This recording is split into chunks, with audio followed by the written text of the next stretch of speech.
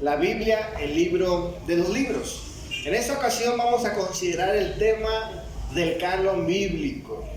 Miren, ese es un tema importante, como todos los temas que hemos tocado. Es un tema también interesante, es un tema que nos va a ayudar. No sé si recuerdan, unos sábados anteriores hablamos una de las características de la Biblia, 3 características de la Biblia, y hablábamos de que la palabra de Dios es suficiente para nuestra fe y nuestra conducta. ¿Cuántos recuerdan eso? Bueno, en esa ocasión estábamos hablando de la suficiencia de las Escrituras, que el cristiano, ¿verdad?, no necesita de otras experiencias, de otros testimonios. Lo único que necesita para la salvación es la palabra de Dios, y para su crecimiento espiritual la palabra de Dios es suficiente.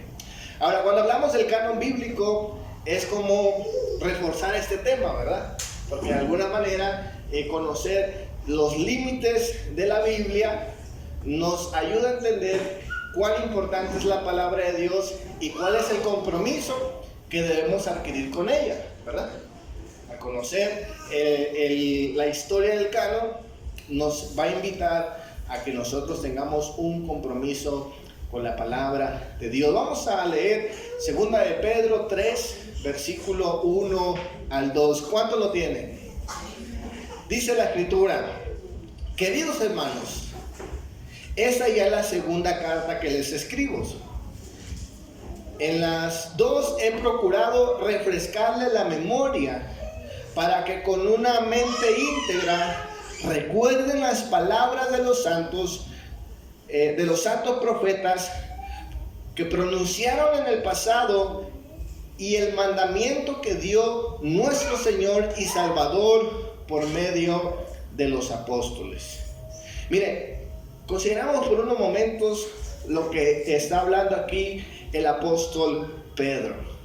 El apóstol Pedro, en esta parte de la Escritura, tiene un interés de que los cristianos de esa época conozcan bien lo que se dijo en el pasado y lo que se estaba diciendo en el presente. Lo que se dijo en el pasado era a través de los profetas, y lo que se estaba hablando en el presente era a través de los apóstoles.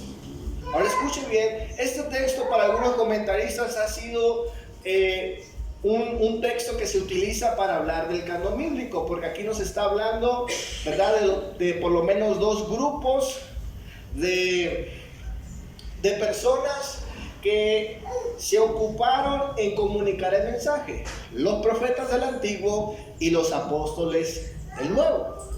Ahora, el apóstol Pedro nos habla de la importancia de prestar atención a ello. Vuelvo a leer el versículo 1 al 2. El mismo texto dice: queridos hermanos, esta ya es la segunda carta que les escribo. En las dos he procurado refrescarles la memoria, para que con una mente íntegra recuerden las palabras, escuche bien, recuerden las palabras de los santos profetas pronunciados en el pasado, y el mandamiento que dio nuestro Señor y Salvador por medio de los apóstoles. Aquí nos habla de 2 grupos. La palabra de Dios se compone de 2 testamentos. ¿Cuántos saben eso? Antiguo y Nuevo. Entonces, para los primeros cristianos, ¿verdad?, el testimonio del Antiguo y el testimonio del Nuevo era importante para su fe. Así que vamos a conocer un poco acerca de eso que era tan importante para los primeros cristianos. En primer lugar, vamos a ver qué es el canon. ¿Alguna vez usted ha escuchado sobre este tema? ¿O sabe qué significa la palabra canon? Bueno, la palabra canon, o la definición de la misma, tiene un significado sencillo. Para el cristianismo, la palabra canon es una lista de libros reconocidos como inspirados, que deben de ser incluidos en la colección de lo que forma la Biblia. Ese es el canon bíblico, ¿verdad? Los libros que conforman la Biblia que tenemos hoy en día. Etimológicamente, o el significado de esta palabra también se puede definir como una caña de medir. Es decir, los antiguos no tenían metros, ¿verdad? para sacar medidas, sino que ellos utilizaban una caña. De ahí proviene esta palabra canon, y la utilizaban, ¿verdad?, como medida estándar de algunas cosas, ya sea, ¿verdad?, distancias, ya sea, ¿verdad?, cortar piedras o lo que fuese que fueran a hacer y que necesitaban de alguna medición. Bueno, la caña era una medida estándar que utilizaban en ese tiempo. Históricamente también esta palabra va a tener diferentes aplicaciones o significados. Para los antiguos también era, ¿verdad?, un instrumento que se utilizaba para ponerse en los escudos. El canon era como una especie de ¿cómo se puede decir? Como de cinturón que utilizaban los escudos, y de esta manera ellos se agarraban de ahí del canon, y con eso, ¿verdad?, se defendían y se protegían. Algo muy interesante. Ahora escuchen bien, también se utilizaba en términos judiciales o jurídicos y religiosos, ¿verdad? Si se quería juzgar a una persona, se le daba un estándar, ¿verdad? Un estándar, una cierta medida que tenía que cumplir, y si no cumplían con ese estándar, con esa medida, pues eran juzgados, tanto judicialmente como religiosamente. Entonces, la palabra canon nos habla de una cosa en específico. El canon establece límites. ¿Cuántos están acá? ¿Sí? El canon establece límites, o es la medida estándar de algo. Ahora, en la palabra de Dios encontramos que esta palabra es mencionada en las Escrituras. Escuchen bien, esto es algo muy interesante. En 2 de Corintios, capítulo 10, versículo 13, el apóstol Pablo nos dice: nosotros por nuestra parte no vamos a jactarnos más de lo debido. Nos limitaremos al campo que Dios nos ha asignado según su medida, en la cual también ustedes están incluidos. Aquí la palabra griega que utiliza para medida es canon, caña.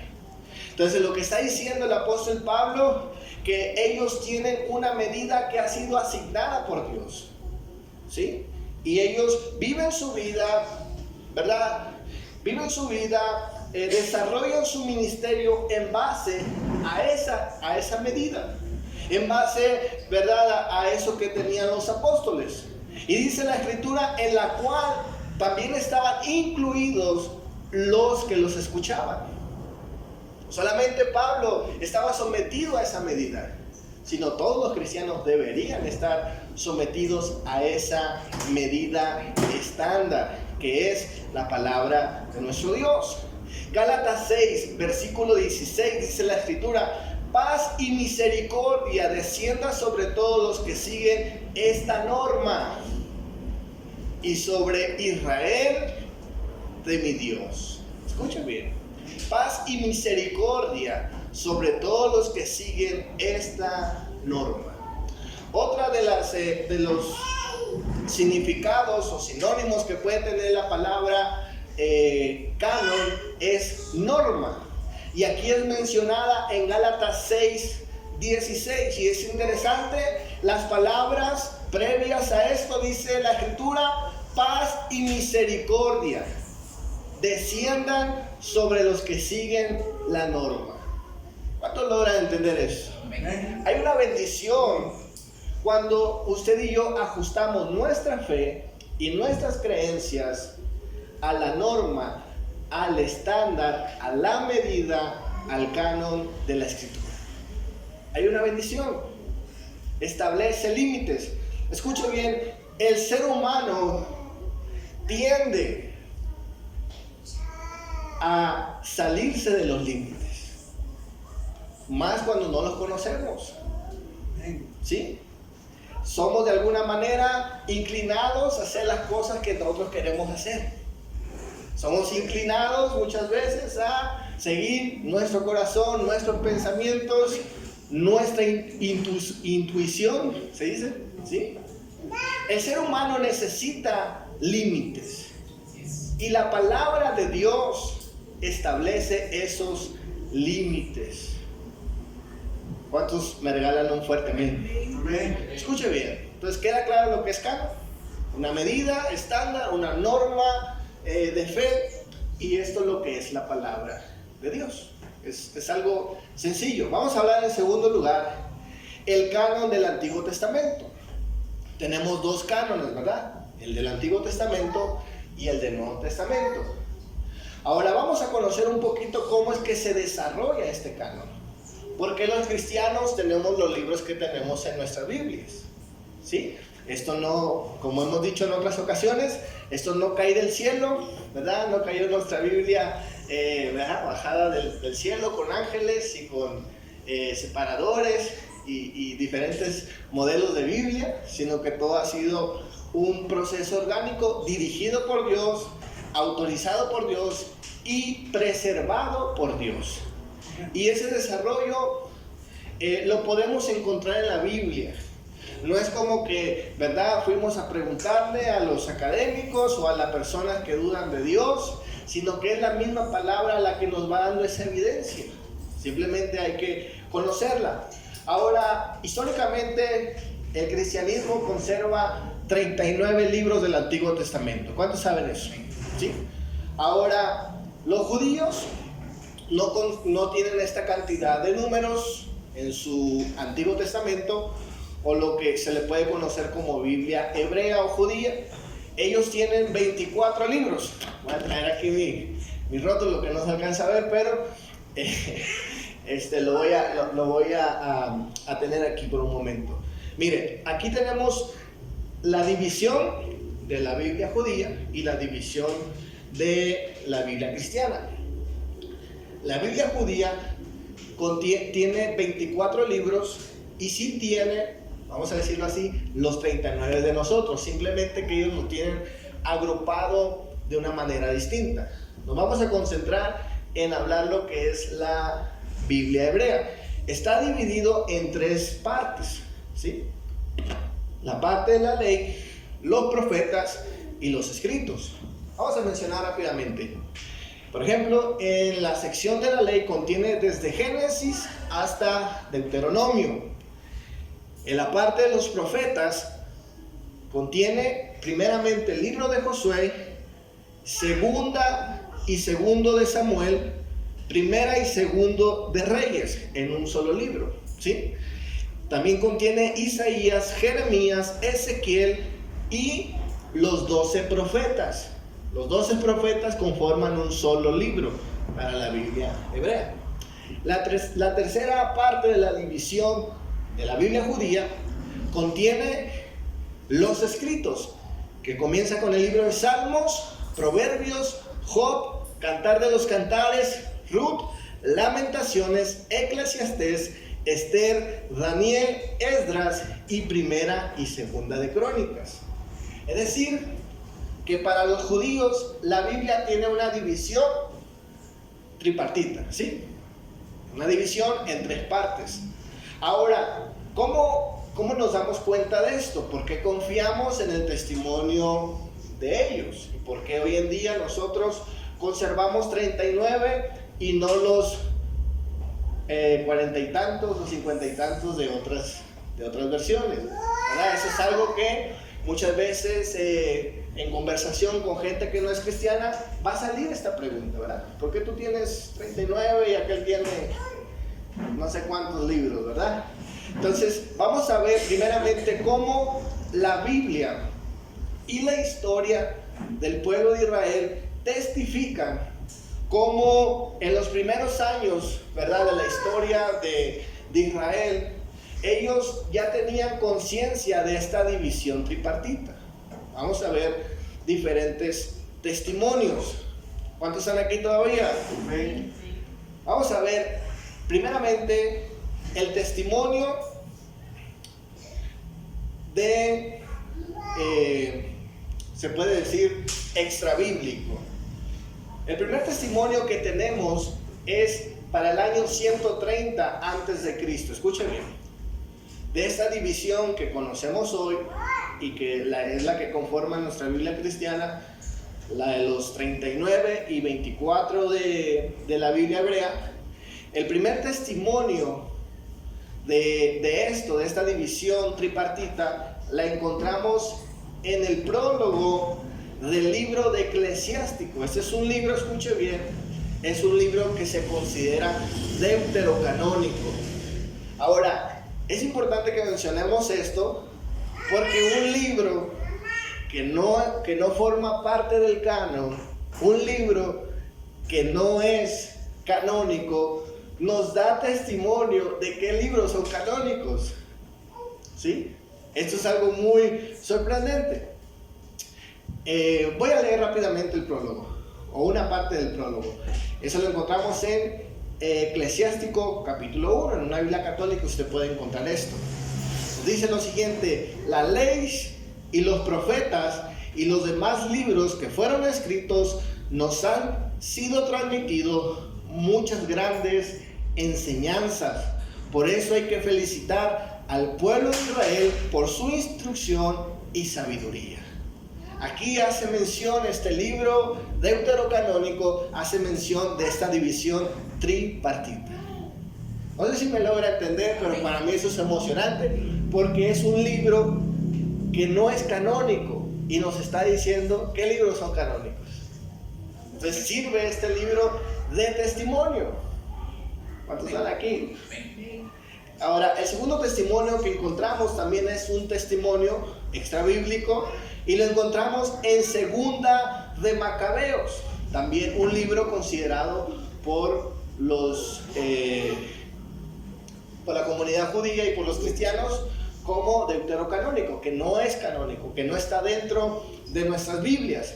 Este libro también del capítulo 1, del versículo 1 al 4, nos ofrece un testimonio de esta división tripartita. Menciona la ley, menciona los profetas y menciona la parte de los escritos. Este testimonio fue escrito en el año 167 antes de Cristo, es decir, es más antiguo que el primero, ¿verdad? Y de hecho debí ponerlo al revés, pero es un testimonio más antiguo, que antes de Cristo ya había conciencia de este canon. Nuevamente, un libro que no es canónico nos está diciendo cuáles son los canónicos. Amén. Amén. Ok. El tercer testimonio que encontramos, ese lo podemos encontrar en la historia universal. El historiador Josefo escribió para el año 90 después de Cristo. Escuche bien. Y él declaró precisamente la misma división tripartita, simplemente que él, en vez de nombrar 24 libros, menciona 22. Y la razón por la cual menciona 22 era porque el libro de Esther y el libro de Ruth, él los había incluido dentro de otros libros, pero estaban siempre esos libros mencionados, solamente que de dos hacían uno solo. Ahora, también la razón que él da de estos 22 libros es que para los judíos en esa época, fíjese bien, algo bien interesante es que para ellos en esa época el alfabeto tenía 22 palabras, ¿verdad? ¿Cómo se le llama? Letras, 22 letras. Entonces esto formaba parte del alfabeto hebreo y por eso es que ellos creían que el canon de ellos tenían que tener 22, aunque incluían los dos que ya mencionamos. Este testimonio es para el año 90 después de Cristo. Ahora bien, tenemos otro testimonio más que nos habla de esta división que hemos mencionado, y esto se encuentra también es más tarde, es para el siglo II, y este testimonio es un testimonio rabínico que se encuentra en el Talmud de Babilonia, el cual conservan los judíos y es parte de, ¿verdad?, de su religión, de sus cosas que ellos hacen. Y ahí también es mencionado esta división tripartita. Ahora escuche bien, está buena la historia, ¿verdad? Qué bueno que ellos dicen eso, pero lo más impactante de todo esto, mis hermanos, es que el Nuevo Testamento, y más propiamente nuestro Señor Jesús, reconocía estos 24 libros, nuestro Señor Jesucristo. Entonces esto es algo muy importante, es algo de mucho peso, porque nos da una confianza de que nuestra fe ha sido desarrollada y ha sido establecida en libros que aceptó nuestro propio Señor Jesús. Entonces esto es algo que nos trae mucho entendimiento y claridad. Lucas 24, versículo 44, dice la palabra de Dios: cuando todavía yo estaba con ustedes, les decía que tenía que cumplirse todo lo que está escrito acerca de mí en la ley, en los profetas. Escuche bien, todo lo que está escrito acerca de mí en la ley de Moisés, en los profetas y en los salmos. Entonces les abrió el entendimiento para que comprendieran las escrituras. Escuche bien, nuestro Señor Jesús dijo: mira, el Antiguo Testamento habla de mí. Y Él hace esta división, o sea que para el tiempo de Jesús ya estaba establecido el Antiguo Testamento.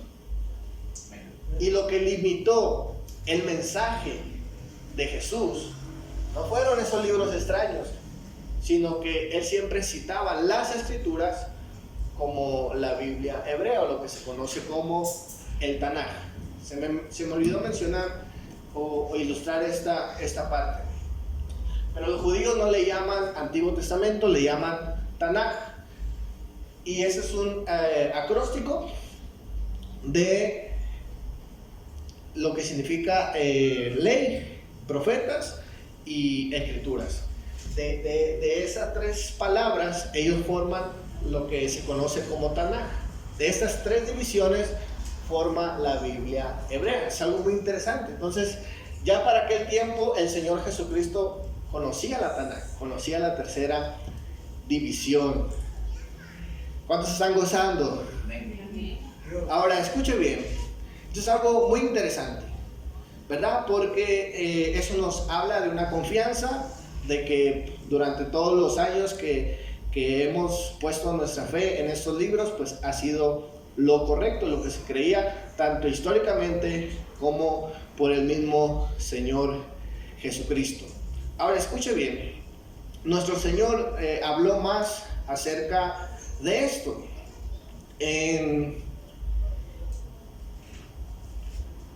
Se me perdió aquí. En Lucas 11, versículo 46, también el Señor habló acerca de esto. Dice la Escritura: por lo tanto, esta generación se le pedirá cuenta de la sangre de todos los profetas derramada desde el principio del mundo, desde la sangre de Abel hasta la sangre de Zacarías. Ahora escuche bien, el hombre que menciona aquí el Señor Jesús menciona a Abel y menciona a Zacarías como dos hombres que habían sido asesinados. El primero había sido Abel, y el último que fue asesinado en el canon del Antiguo Testamento fue Zacarías.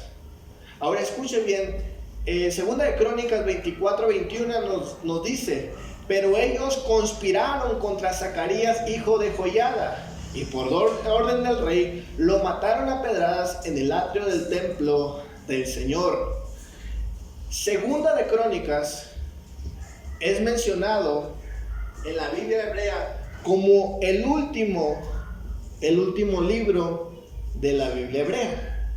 Entonces, cuando el Señor Jesús está refiriendo su ataque a los fariseos, Él prácticamente está diciendo desde Génesis hasta Crónicas, o desde el principio hasta el final del Antiguo Testamento, y les da su herencia. Escuche bien, es otro argumento interno propio del Nuevo Testamento que nos habla de esta conciencia, y obviamente la audiencia que está escuchando esto entiende lo que se le está diciendo, ¿sí? Entonces, algo muy, muy importante. Vamos a ir en segundo lugar, hablar del Nuevo Testamento. ¿Cómo es que se forma nuestro Nuevo Testamento y cuántos libros tenemos? Nuestro Nuevo Testamento contiene, ¿alguien sabe cuántos libros tiene? 27 libros. Ahora, mire, hay algunos que debaten, ¿verdad?, si está escrita en 3 partes o 4 partes, pero el consenso general nos dice que está dividido en 4 partes. La primera, los evangelios, los primeros 4 libros. Después, la historia de la iglesia en los libros de los Hechos. Las epístolas de Pablo, 14 libros. Epístolas generales o universales, 7 libros desde Santiago hasta Judas. También la última parte acerca de profecía incluye solamente el libro de Apocalipsis. En la historia del cristianismo no ha habido mucho debate en cuanto a esto. Siempre se ha creído que ha habido y ha existido 27 libros y no ha habido tanta pugna, tanto debate. Ahora, la iglesia cristiana sí nos habla de un momento histórico donde de alguna manera los cristianos tuvieron que decirle a la gente: mira, estos son los libros que nosotros vamos a de alguna manera a creer y a confiar. Vamos a establecer este límite de libros. ¿Por qué? Porque en aquel tiempo ya se estaban escribiendo otros libros que contradecían las enseñanzas apostólicas y contradecían las enseñanzas de nuestro Señor Jesús. Y había un creciente de sectas y de movimientos falsos en aquel tiempo.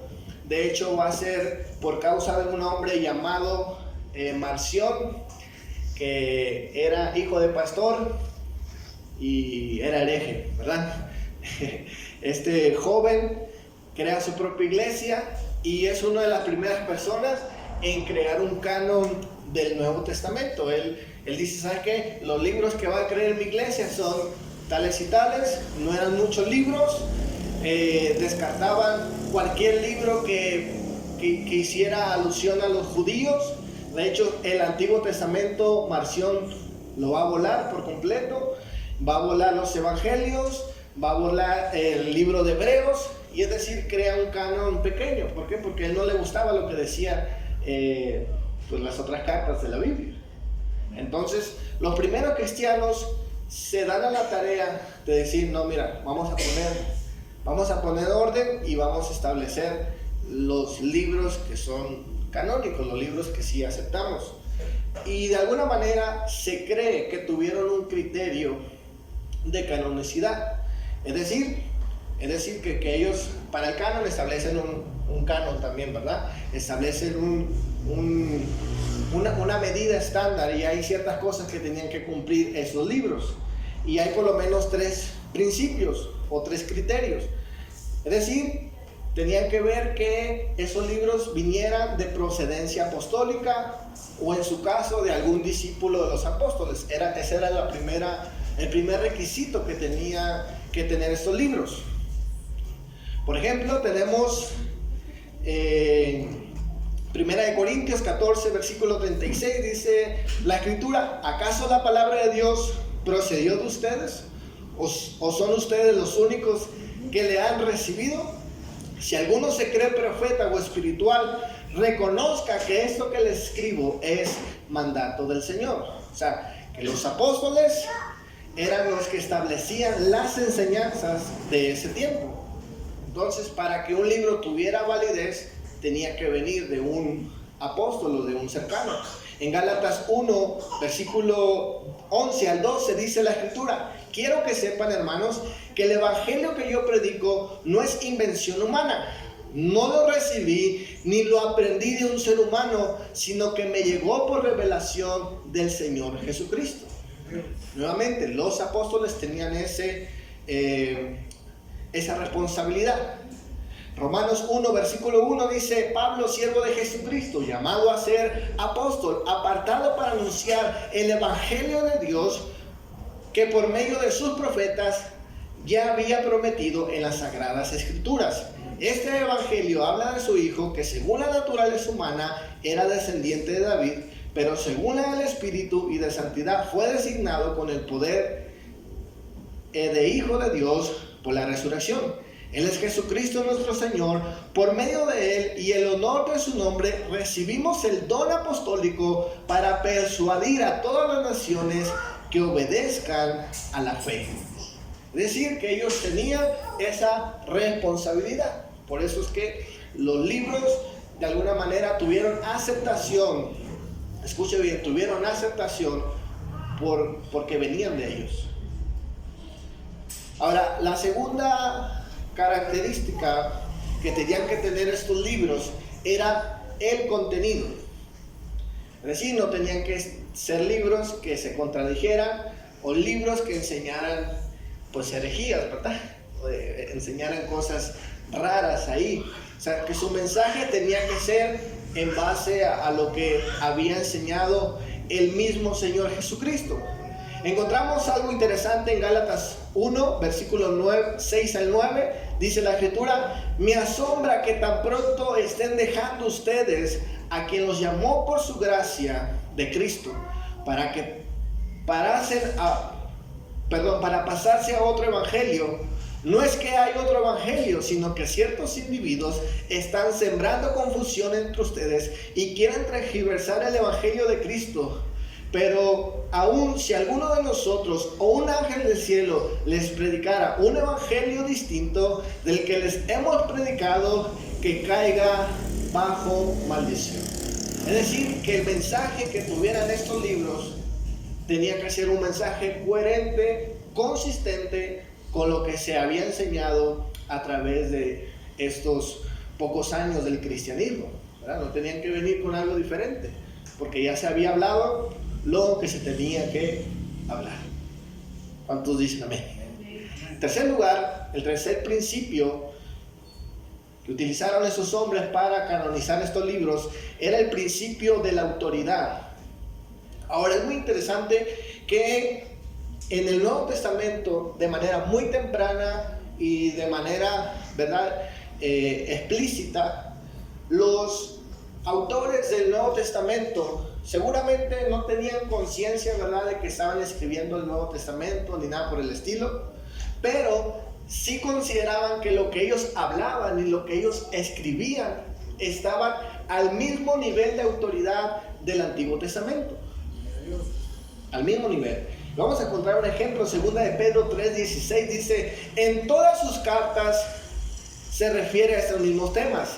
Hay algunos puntos difíciles de entender que los inconstantes e ignorantes tergiversan, como lo hacen también con las demás escrituras para su propia perdición. Aquí el apóstol Pedro está comparando las escrituras de Pablo, o sea, las cartas de Pablo con el Antiguo Testamento. Es decir, mira, esta gente, los indoctos, tuercen las escrituras, el Antiguo Testamento y lo que Pablo también habla. Es decir, los pone al mismo nivel. En 1 de Tesalonicenses 2:13 dice la palabra de Dios: así que no dejamos de dar gracias a Dios, porque al oír ustedes la palabra de Dios que le predicamos, la aceptaron no como palabra humana, sino como lo que realmente es la palabra de Dios, la cual actúa en ustedes, los creyentes. Escuchen bien, aquí el apóstol Pablo, ¿verdad?, les dice: mira, ustedes aceptaron lo que yo les decía como palabra de Dios. Esto es algo muy interesante. 2 de Pedro 3, versículo 2, el texto principal que hemos estado utilizando. El Señor habla a través de Pedro y dice: recuerda las palabras que los santos profetas pronunciaron en el pasado y el mandamiento que dio nuestro Señor y Salvador por medio de los apóstoles. Amén. Es decir, lo pone al mismo nivel. Los profetas, los apóstoles tienen la misma autoridad. Ahora, ese es el testimonio interno de la Biblia, y ese es el criterio que utilizaron los primeros cristianos para decir, estos libros van a ser palabra de Dios. Históricamente no hemos tenido conflicto en aceptar los 27 libros. Ahora, vamos a hablar acerca de algunos testimonios históricos que mencionan la lista de estos libros, de estos 27 libros. Vamos a ver esto, mis hermanos, porque va a reforzar, ¿verdad?, lo que hemos venido hablando y cómo podemos nosotros descansar en estos libros que tenemos, ¿sí? Porque hasta la fecha se han encontrado libros de ese periodo, pero que son libros que contradicen el Nuevo Testamento, ¿verdad? Evangelios de no sé qué, el Evangelio de Judas, el Evangelio de Magdalena, etcétera, etcétera. Ahora veamos algunos testimonios de la iglesia cristiana, cómo estos testimonios nos van a hablar de cómo ya en aquel tiempo se creía, ¿verdad?, que había un canon establecido y estaban estos 27 libros. El primer testimonio que encontramos es sobre los padres apostólicos. Los padres apostólicos no son los padres católicos, son los primeros discípulos de los discípulos, por eso se le llaman padres apostólicos. Ahora, los primeros testimonios que encontramos es para el año 95 de un hombre llamado Clemente, donde él nos comienza a hablar también acerca de estos libros, los 27 libros que nosotros tenemos, ¿verdad? Solamente voy a mencionar en qué año y quiénes mencionan esto. Ya usted puede investigar y leer completamente lo que dicen estos documentos. Pero encontramos el primer testimonio por Clemente en el año 95 después de Cristo. También encontramos otro documento que nos hace mención de esta lista, y este libro se llama la Didache, que era un libro de las enseñanzas de los apóstoles. De hecho, fue un libro que pudo haber entrado en el canon del Nuevo Testamento, pero porque no cumple los requisitos mencionados, se dejó afuera. Pero realmente, ¿verdad?, el contenido es correcto, el contenido es muy sano, y al mismo tiempo es un libro que nos va a hablar de los otros libros que ya estaban circulando. Eso es algo muy interesante, como vimos en los libros deuterocanónicos del Antiguo Testamento, ¿verdad?, que mencionan los libros que ya estaban circulando en ese tiempo. Este testimonio lo encontramos para el año 100 después de Cristo.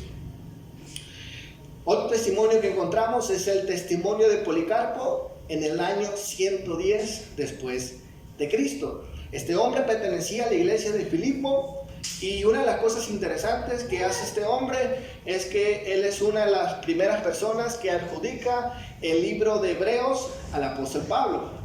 Y ese hombre, escuche bien, no está en cuestión de tiempo y de años muy lejanos a los primeros testimonios de quién escribió o quién no escribió. O sea, toda esa información pues la tenían fresquecita en ese tiempo, no tenían muchos años, ¿verdad? Entonces encontramos el primer mención acerca de esto, y que tradicionalmente se ha creído. Hoy en día hay otras hipótesis, pero bueno. El otro testimonio que encontramos es la epístola de Bernabé para el año 130. En este tratado teológico también se establecen la lista que conocemos de los 27 libros. También tenemos otro testimonio de Papilas o Papillas, creo que se llamaba, no sé si lo escribí bien aquí, pero podemos corroborar más adelante. También se nos habla en el año 125, igual, habla sobre esta lista. Podemos mencionar a otros hombres como Justino Mártir y a otro historiador que tiene un peso muy tremendo, historiador llamado Eusebio de Cesarea. Él escribe ya para el siglo II, en el año 170 a 180, y él también nos da una lista de documentos. Ahora, la lista más antigua que tenemos del Nuevo Testamento, que mencionan estos libros es el fragmento de Muratori. Es este libro, este fragmento, obviamente no se puede leer, está escrito en latín, pero se considera que es el fragmento que preservamos más antiguo y más importante del Nuevo Testamento, y contiene también los libros mencionados. Incluso menciona de qué libros no aceptan en la iglesia. Mencionan algunos libros que hoy se consideran apócrifos. Todo este testimonio lo encontramos a través de la historia del cristianismo. Ahora quiero terminar en esta noche con lo siguiente, y es que históricamente también se ha creído que en el caso del Nuevo Testamento hubo un concilio en particular donde la gente se reúne y hacen votaciones, a ver quién vota por Juan, a ver quién vota por y que hacen algún tipo de censo ahí, ¿verdad? Con los concilios. Esto no sucede así.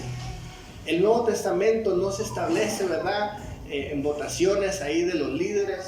No sucede así, sino que se establece el canon tanto del Antiguo y del Nuevo Testamento de una manera orgánica, ¿sí? De pronto están estos mitos de los concilios que se juntaron aquí, que se juntaron allá y hicieron el establecimiento de estos libros.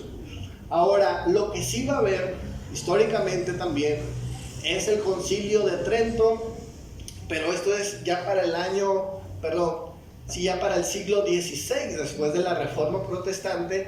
La Iglesia Católica sí hace un concilio, y en respuesta a el cristianismo protestante es que ellos dicen: nosotros sí vamos a aceptar como canónicos los libros apócrifos, ¿sí? Ellos sí establecen un canon, pero en cuestión del Nuevo Testamento y en cuestión del Antiguo no existe como tal. Ahora, en el Antiguo Testamento lo que sí hubo fue, se le puede considerar un concilio, pero no fue, escuche bien, para determinar qué libros sí, qué libros no, ni someter a votación nada. Simplemente se discutieron lo que se conocen como libros objetados, que son los libros objetados. Los libros objetados son libros que se aceptan, pero se tienen alguna inquietud. Por ejemplo, en el concilio de Jamnia, para el año 90 aproximadamente después de Cristo, algunos judíos se juntaron no para establecer el canon, sino para discutir qué pensaban sobre el libro de Esther, que no menciona a Dios, qué piensan sobre el libro de Cantares, que es muy erótico, ¿sí? Entonces, no es que se están rechazando, sino que simplemente se están objetando, y después llegan a la conclusión de que no hay problema, son libros correctos, se han venido aprobando a través de los años y no hay ningún problema. Ahora, lo interesante de este concilio es que no se objetan los libros apócrifos, ¿sí? Se objetan los libros que se aceptan, por decirlo así. Los libros que ya se reconocían son los que se cuestionan, pero en ningún momento se rechazan los apócrifos, porque ni siquiera los aceptaban. Entonces, ¿por qué van a discutir? ¿Verdad? Entonces, eso es lo que sucede. En el Nuevo Testamento se van a objetar libros que se aceptaban. Por ejemplo, el libro de Hebreos. Tenemos que saber quién escribió el libro de Hebreos, y comienza a haber cierta duda. Con el libro de Santiago igualmente, y con otros libros, el libro de Apocalipsis. ¿Por qué? Porque la gente no lograba entender el significado, como hasta el día de hoy nos pasa, ¿verdad? La gente no entiende los simbolismos del Apocalipsis. En conclusión, mis hermanos, tenemos el testimonio bíblico y el testimonio histórico de que lo que tenemos aquí es palabra de Dios. Y este canon que nosotros conservamos establece el límite de nuestra fe y forma la norma también de nuestras creencias. Le damos un fuerte aplauso a nuestro Dios en esta noche.